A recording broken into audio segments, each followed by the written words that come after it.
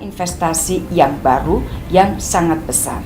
Nilainya puluhan billion US dollar dan salah satunya nilainya cukup besar yaitu sekitar 11,5 miliar US dollar. Kita juga hari ini melakukan penandatanganan MOU dan sekaligus perjanjian kerjasama dalam rangka membangun ekosistem hilirisasi di Rembang, kawasan Batam yang menelan investasi kurang lebih sekitar 11,7 billion US dollar.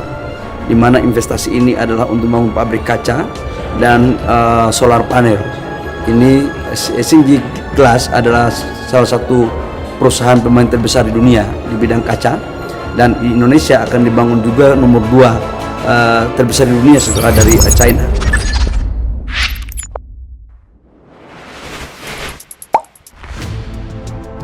Hilirisasi di Indonesia terus-menerus berkembang, tak hanya produksi turunan.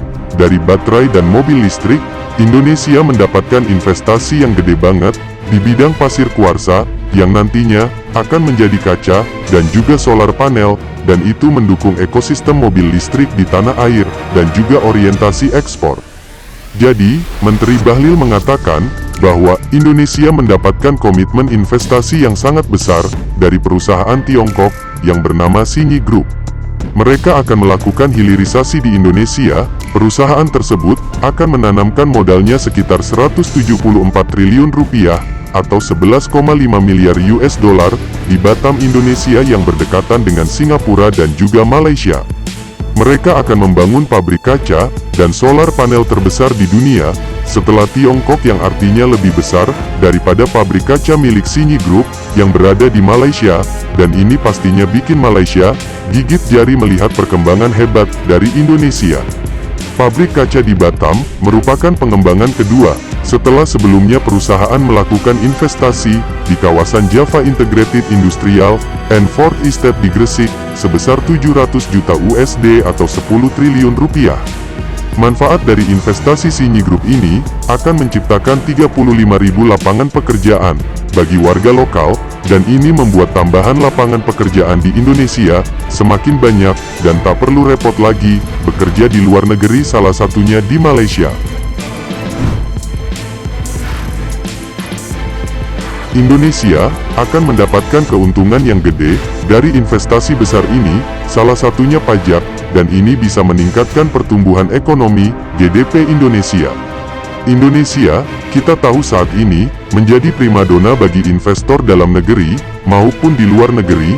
Beberapa perusahaan global turut berbondong-bondong ke Indonesia, salah satunya Hyundai ataupun Xingyi Group dan lain-lain.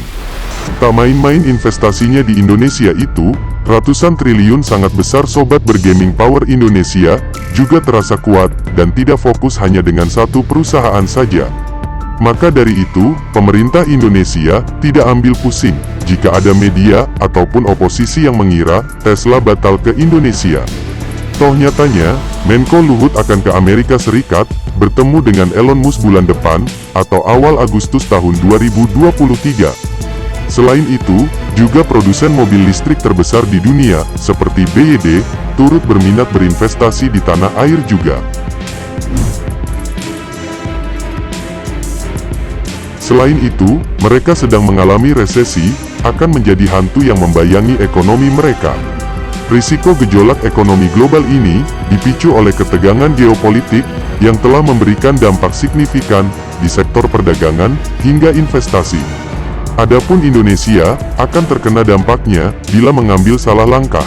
Hal ini karena Indonesia merupakan negara dengan ekonomi terbuka, sehingga dampak dari gejolak ekonomi global turut membawa dampak pada perekonomian Indonesia. Seperti yang dikatakan oleh Presiden Jokowi, keterbukaan ekonomi Indonesia akan sangat berdampak. Bisa jadi ini menjadi bumerang jika kebijakan-kebijakan pemerintah tidak tepat. Berbeda dengan Eropa, Indonesia justru akan mengalami kenaikan ekonomi yang signifikan. Inflasi di tanah air mampu terjaga berkat sinergi antar otoritas, sehingga membawa level inflasi secara bertahap menurun di tengah inflasi dunia yang tinggi. Jadi, kita tahu bahwa investasi luar negeri atau foreign direct investment ke Indonesia adalah nomor 2 terbesar di ASEAN setelah Singapura. Nah, Jadi Sobat Maju, bagaimana pendapat kalian? Tulis di kolom komentar. Merdekalah Indonesia seutuhnya. Merdeka!